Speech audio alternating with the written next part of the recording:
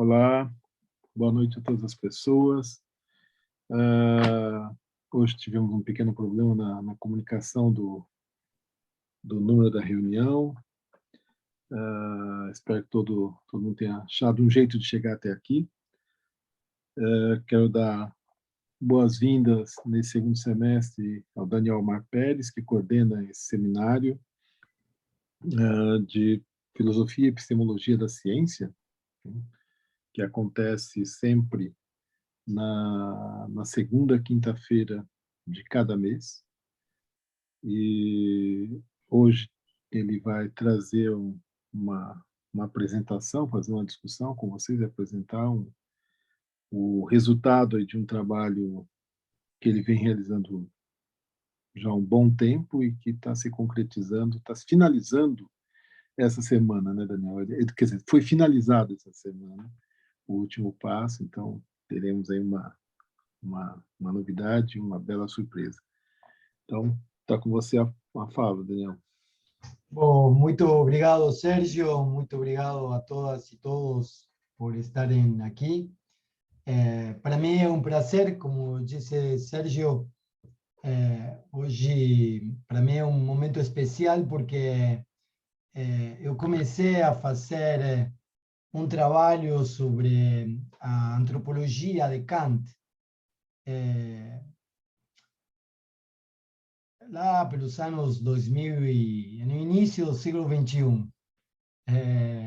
E comecei a trabalhar alguns elementos de antropologia a partir de uma pesquisa sobre Kant, a partir de Kant, que eu fazia já também há anos atrás, né? Na verdade, eu comecei a trabalhar Kant na década de 80, e foi lá que questões epistemológicas e questões fenomenológicas me conduziram a Kant. Eu trabalhava, inclusive, como auxiliar de cátedra de epistemologia, e, por outro lado, porque me interessavam as condições de possibilidade do conhecimento, e mais especificamente o conhecimento científico. Então, fui enveredando pela epistemologia, mas ao mesmo tempo havia questões fenomenológicas que ressoavam, e paralelamente a isso trabalhava especialmente Martin Heidegger. Mas tanto a leitura de Martin Heidegger quanto a leitura dos epistemólogos, en vez de me lançar para o presente, para poder entender o presente, me lançavam para o passado, e foi aí que comecei a trabalhar Kant. Nos anos 80, nos anos 90 desenvolvi minhas pesquisas de mestrado, de doutorado, e no início do século XXI é que comecei a trabalhar antropologia. E foi aí que comecei a tentar traduzir as reflexões de antropologia. Tem uma parte da minha biblioteca, essa que está aqui, aí, que vocês estão podendo ver. Essas são as obras completas de Kant.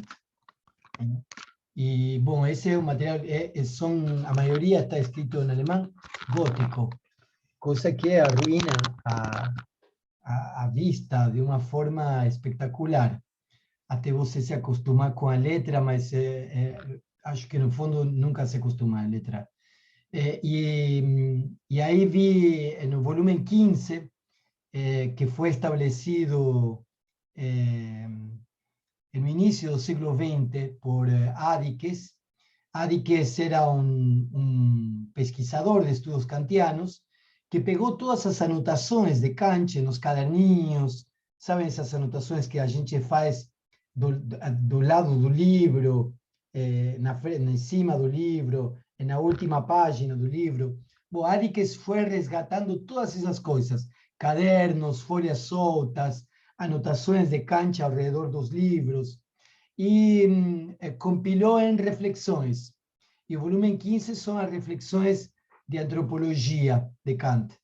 Essas reflexões de antropologia ficaram em alemão gótico, ahí, en esos libros que eu acabei de mostrar, no volumen 15 dessa edição, até agora.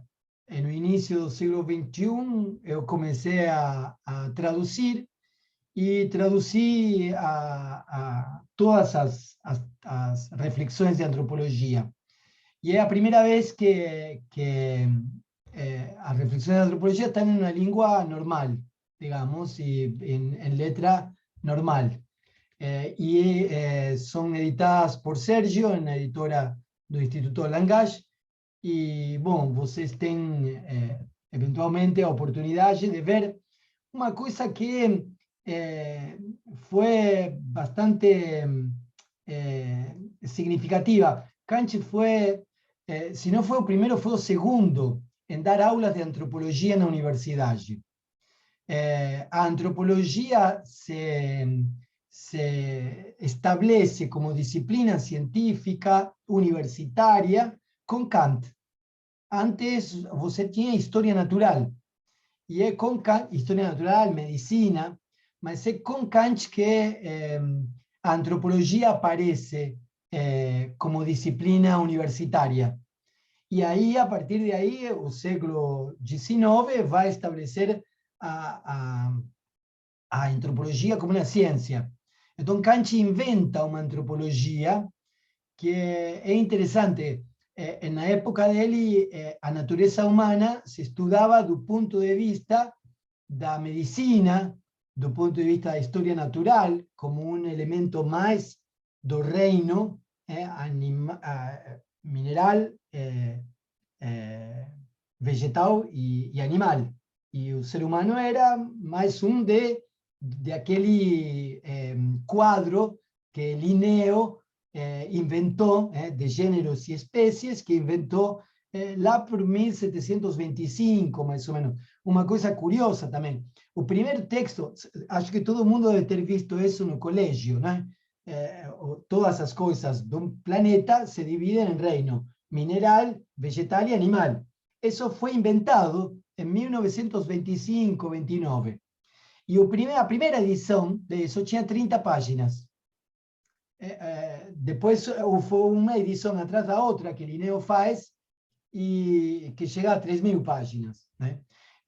Até agora que, de algum modo, hoje, muitos biólogos já não trabalham mais com a ideia de divisão de gênero e espécie, não? Agora se substitui por outra taxonomia. Mas essa durou muito tempo, que era muito simples e permitia organizar tudo o que havia no planeta Terra. Ou era mineral, ou era vegetal, ou era animal, né? Isso durou até agora, digamos, que alguns continuam trabalhando e outros tabelam ou classificam de outro modo. Bom, é nessa história que o ser humano se estuda como objeto da natureza. E Kant dice que ele não quer estudar o ser humano apenas como objeto da natureza. Ele não quer apenas saber o que a natureza fez do ser humano. Ele não quer saber apenas o que são os tecidos, o que são as membranas, o que são os nervos, o que é a circulação sanguínea. Que isso, inclusive, já estava sendo feito muito antes. Muito antes pelos árabes, por exemplo. Nós sabemos que durante a época medieval era proibido a dissecção de corpos no Ocidente. Então você tinha que estar em um território que não seja de domínio da Inquisição, porque senão você terminava queimado, literalmente queimado. Então você tinha que ir fora. Um que trabalhou com dissecção de corpos foi René Descartes.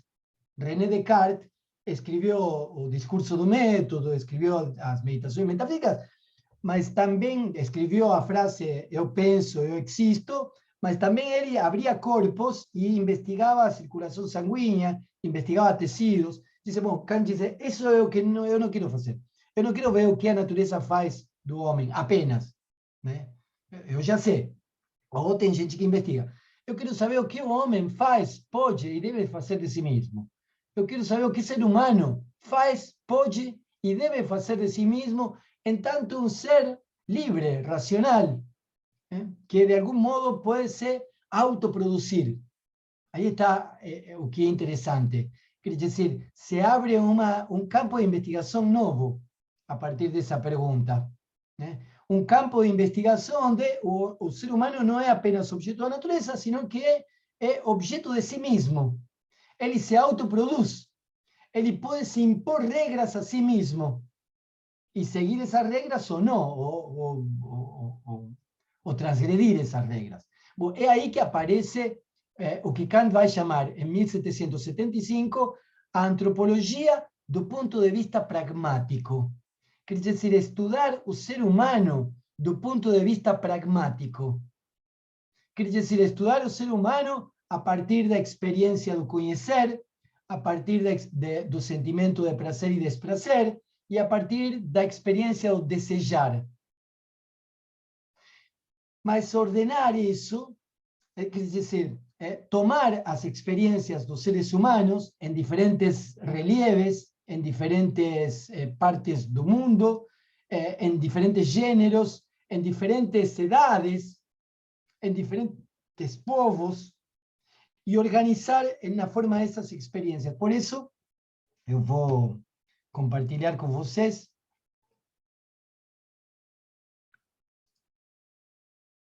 isso. Aqui.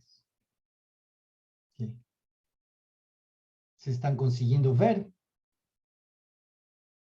o que eu compartilhei? Sim.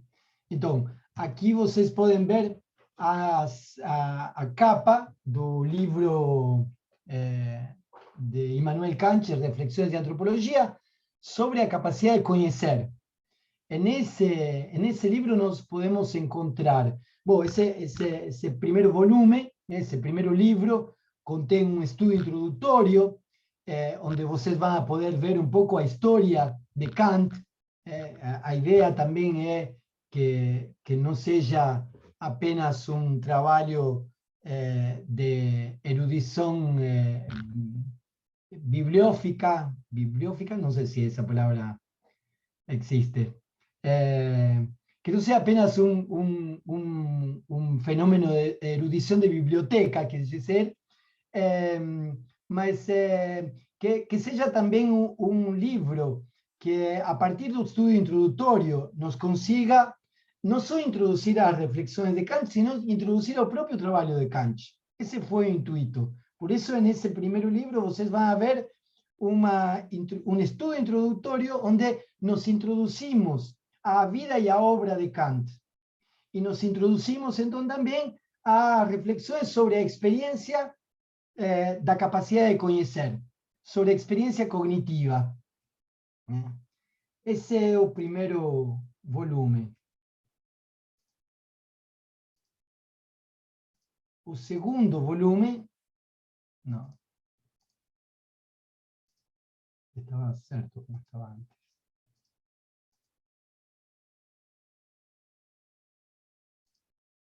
Esse, sobre a capacidade de desejar.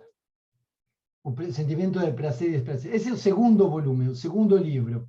O segundo livro, então, são as reflexões de antropologia de Kant sobre o sentimento de prazer e desprazer. Aí nós vamos ver um estudo introdutório também.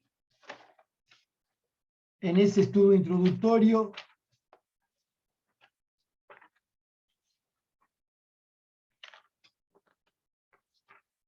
vocês vão ver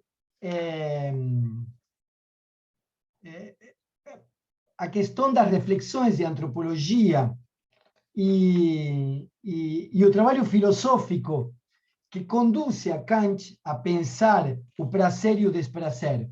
Então, nesse estudo introdutório, vão ver como Kant, no primeiro estudo introdutório, uma introdução a Kant e uma introdução à capacidade de conhecer. No segundo, uma tentativa de ver por que ler as reflexões de antropologia de Kant, e uma tentativa de ver por que Kant se conduz a estudar o sentimento de prazer e desprazer. E aí o terceiro volume, o terceiro livro, sobre a capacidade de desejar, a experiência do desejar, né? que representaria a filosofia prática. Aí, então, também nós vamos ter um estudo de Kant, um breve estudo introdutório sobre como é que aparece a reflexão, o estudo dessa capacidade. Então, o que nós vamos encontrar nesses 3 volumes? Vamos encontrar um material com o qual Kant trabalhava para dar aulas e para poder produzir os livros que ele publicou. Algumas frases, algumas partes são temas das aulas de Kant e, ao mesmo tempo, alguns são pedaços de coisas que nós vamos ver publicadas de Kant, né? Então, começar a ler Kant pelas reflexões é como começar a ler a um filósofo pelo que ele deixou, literalmente, pelo que ele deixou na mesa de trabalho. Ou seja, todas essas reflexões era o que Kant tinha espalhado em sua mesa de trabalho, nas gavetas de sua escrivaninha. Então, a gente vai entrar a obra de Kant vendo esse backstage, digamos assim, o lugar, a oficina de Kant, né? A vida de Kant começa, como vocês sabem, em 1724, em uma cidade de 30.000 habitantes, e ele praticamente não sai dessa cidade. Esse é um elemento biográfico interessante.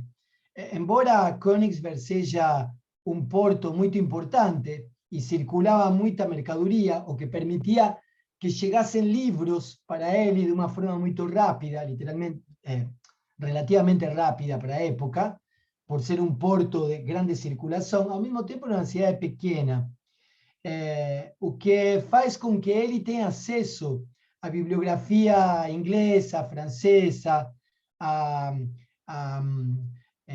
diários de viagens, de viajeros, de viajantes. Na época havia muitas expedições. As expedições, vocês conhecem, não? Desde as expedições de Cristóbal Colombo, em 1492, Elcano, Magallanes e Elcano, que deram a primeira volta ao mundo. Na época de Kant, se dá, acho que a 14ª, isso eu falo no terceiro volume, na introdução do terceiro volume. Acho que é a 14ª volta ao mundo que se dá. E é o capitão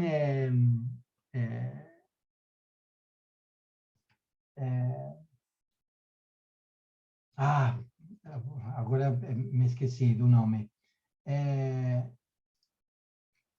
Ele leva, é um inglês que leva na tripulação a um alemão, que esse sim me lembro bem, se chama Foster.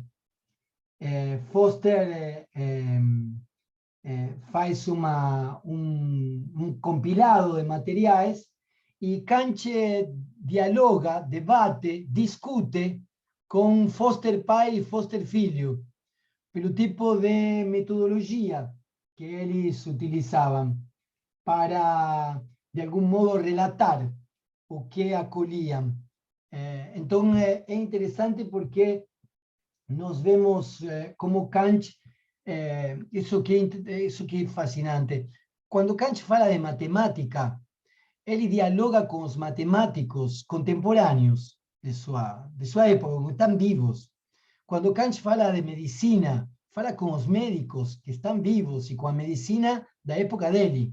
Quando fala de história natural, de antropologia, fala com os sujeitos que estão navegando, que estão compilando material. Ou seja, é como se nós estivéssemos falando com os cientistas que estão fazendo trabalho laboratorial agora, que estão fazendo matemática agora, que estão fazendo neurologia, biologia molecular agora. Esse era o interessante de Kant.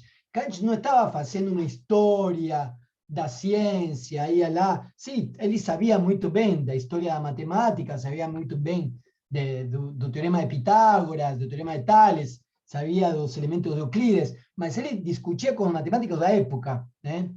Em relação com a natureza humana, ele também sabia a história da natureza humana, sabia o que outros filósofos mais antigos que ele tinham escrito, mas ele discutia não com aquilo, ele discutia com os historiadores de história natural, cientistas de história natural da época dele, né? Então, um pouco isso é o que relato no terceiro volume, e mostro como Kant se posiciona em relação com isso, né? Há um elemento também interessante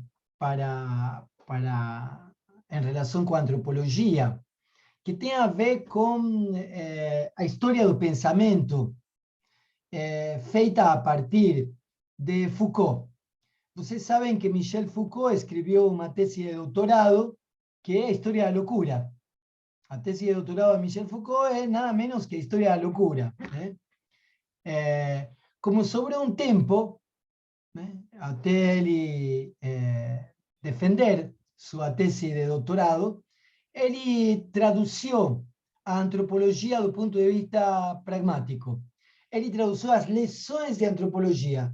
Ele traduziu, aliás, a última versão que Kant publicou como antropologia do ponto de vista pragmático. Então, Michel Foucault toma esse texto, traduz, e como tem mais um tempinho ainda, ele escreve uma introdução maravilhosa, com a qual eu discuto, eu debato, acho que tem pontos, inclusive, que acho que tem erros pontuais de história aí.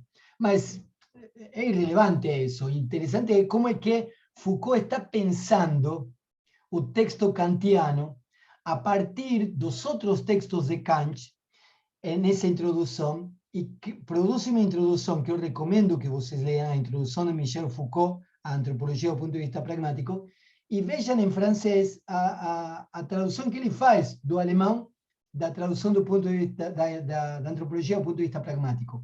Qual é o segundo livro que sai depois disso? As Palavras e as Coisas. Entre a História da Loucura e As Palavras e as Coisas, está aí a tradução de Foucault. A tradução de Foucault sobre antropologia do ponto de vista pragmático e a introdução. Kant é um elemento decisivo para o projeto Foucaultiano. Se vocês observam a obra de Foucault, na obra de Foucault vocês vão ver a Kant na entrada da obra, nesse momento, e na saída da obra, nos anos 80. Nos anos 80, Foucault volta a retomar Kant. No governo de si, o governo dos outros, por exemplo, volta a retomar Kant. Em como se pensa uma ontologia do presente, como se pensa, como pensarmos a nós mesmos, e como pensar na ontologia do presente. E isso, para poder fazer isso, ele recorre a Kant. Então, tem dois momentos, um momento de abertura da obra Foucaultiana e um momento de fechamento da obra Foucaultiana, que recorrer a Kant é um elemento importante para poder fazer essa virada, né? E nada menos que a antropologia e os elementos antropológicos. Então, o que nós estamos fazendo com a tradução e a publicação dessas reflexões é sumar, me parece que é um debate bastante interessante, não? Ver, ao final de contas, o que é isso da natureza humana, não? Vocês poderiam me dizer, bom, mas depois da linguística estrutural, da antropologia ou etnologia estrutural e da psicanálise estrutural, não restou nada de uma natureza humana. E eu acho que é verdade, digamos, não restou nada de uma natureza humana, em tanto se pensava no projeto da filosofia europeia moderna. Mas há elementos aí que são, me parece, interessantes, porque há uma espécie de tentativa de abordar os fenômenos enquanto fenômenos e fazer descrição dos fenômenos para, de algum modo, encontrar as condições de possibilidade desses fenômenos. Então, nós podemos ver um método de trabalho que nos dá como resultado, de alguma forma, o que algo assim como um ser humano faz de si mesmo. Como é que ele pode ter algo assim como um sentimento de si? Como é que ele pode se relacionar com o outro? E ele faz isso a partir da descrição, podemos dizer, fenomenológica, hoje podemos dizer até etnográfica em alguns casos, né? Então, é interessante porque para poder fazer isso, Kant vai tomar elementos não só dos relatos de viagens, sino também da literatura, da poesia, do teatro, da introspecção, e ele disse do diálogo com as pessoas da cidade e do campo. Esse método, então, permite a Kant construir essa ciência que se chama antropologia do ponto de vista pragmático, que seria algo assim como uma ciência da vida cotidiana. Isso que é interessante, não? Uma espécie de descrição pragmática da vida cotidiana. Nós podemos pensar as condições de possibilidade das ciências cognitivas, né? Podemos pensar as condições de possibilidade das ciências práticas, né? As ciências cognitivas, né? As ciências teoréticas, como a matemática, a geometria, a física, as ciências morais ou práticas, como a economia, a política, o direito. Mas Kant, além de pensar isso, pensa também as condições de possibilidade da vida cotidiana.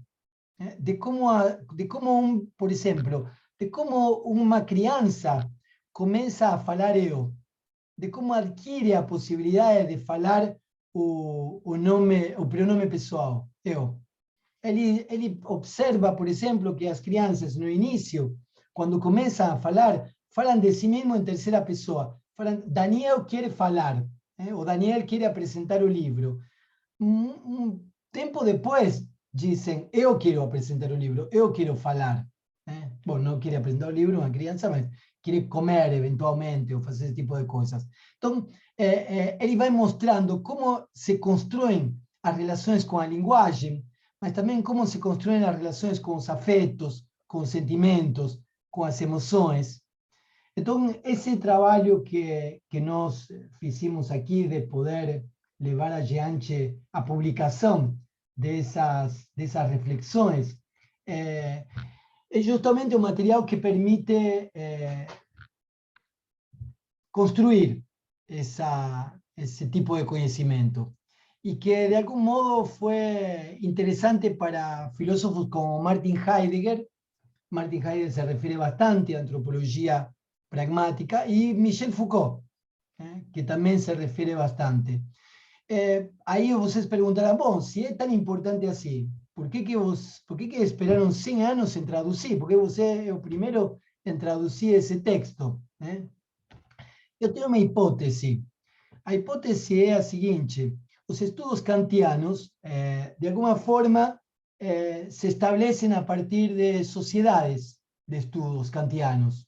E essas sociedades de estudos kantianos geralmente têm leituras canônicas. E essas leituras canônicas foram, de algum modo, condicionadas pela conjuntura, pela história. Então, houve um tempo em que só se lia a crítica da razão pura de Kant. E parecia que o resto do trabalho de Kant era menor. O importante era ler a crítica da razão pura como fundamentação da geometria euclidiana e da física newtoniana. Esse momento canônico que estabeleceu, digamos, os estudos kantianos foi deixado de lado. E aí apareceu outro que começou a tomar mais corpo, no qual começou a tomar mais corpo a crítica da razão prática. Então aí apareceu todo um trabalho canônico também, onde a crítica da razão prática era o fundamento da verdadeira moral, a partir do imperativo categórico. E havia todo um trabalho de exegese e de exame, de análise, de filológico, incluso sobre a segunda crítica. Então se descobriu que Kant tinha duas críticas. E a terceira crítica se deixava como um livro de biologia, que não se sabia bem se era de estética ou de biologia, porque de fato a crítica do juízo primeiro trata o juízo estético e depois trata o juízo teleológico aplicado na biologia. Até que começou a tomar corpo, e aí ter uma leitura canônica da terceira crítica. Então aí começou a se ver que havia juízos teoréticos, juízos práticos e juízos reflexivos ou reflexionantes, que tem a ver com a capacidade de conhecer, com a capacidade de desejar e com o sentimento de prazer e desprazer. Bom, a parte antropológica só começou a ser estudada no início do século XXI. A não ser Michel Foucault, que estudou, mas não era um kantiano. Então, era meio que, dentro dos estudos kantianos, não era relevante, digamos, não? Heidegger, bom, Heidegger menos ainda, era o arquienemigo do neocantismo na Alemanha, então se deixava de lado. Então, no século XXI é que começa a haver estudos sobre essa parte antropológica. E eu acho que eu sou fruto justamente desse movimento, que agora que começa a ver os textos antropológicos como textos que faziam parte do projeto filosófico kantiano. O próprio Kant disse que o projeto filosófico dele se pauta por 4 perguntas. Que posso conhecer? E isso está escrito na Crítica da Razão Pura. O que devo fazer? E isso está na Crítica da Razão Prática. O que está me permitido esperar? O que está me permitido esperar? E isso seriam os textos da religião, disse Kant. Todas essas 3 perguntas conduzem a uma quarta. O que é o ser humano? O que é o homem? O que é o ser humano? Essa quarta pergunta, disse Kant, eu tento, de algum modo, elaborar em antropologia do ponto de vista pragmático. Mas é uma pergunta que não tem resposta, disse Kant. É uma pergunta em aberto. É uma pergunta que não tem resposta, porque eu nunca posso terminar de dizer o que é o ser humano. Porque ele só pode ser dito nesse trabalho de observação empírica, nesse trabalho de observação da vida cotidiana e do relacionamento que o ser humano tem consigo mesmo, com os outros e com as coisas. Bom, é isso que nós temos nas reflexões de antropologia. Isso que vocês poderão ver eventualmente se se interessam pelo tema. Eu acho que esse tipo de trabalhos contribuem aos fundamentos do que vai permitir, de algum modo, o que vai permitir fazer aparecer o evento da psicanálise no final do século XIX. Então, eu recomendo a leitura desses volumes justamente como parte de um programa de formação no qual um psicanalista, uma psicanalista, tenta procurar as fontes, os elementos contextuais, os elementos de diálogo com os quais o evento da psicanálise tem que se haver para poder se produzir. Me parece que Kant ocupa um lugar importante no diálogo com Freud, ocupa um lugar importante no diálogo com Lacan, e, bom, trabalhar os elementos antropológicos nos permite ver algo, inclusive, que ni Freud ni Lacan llegaron a leer. Tal vez eso nos movilice para repensar también nuestra posición en relación con la psicanálisis y la vida cotidiana. Yo voy a parar por aquí porque son 19:57 y yo sé que aquí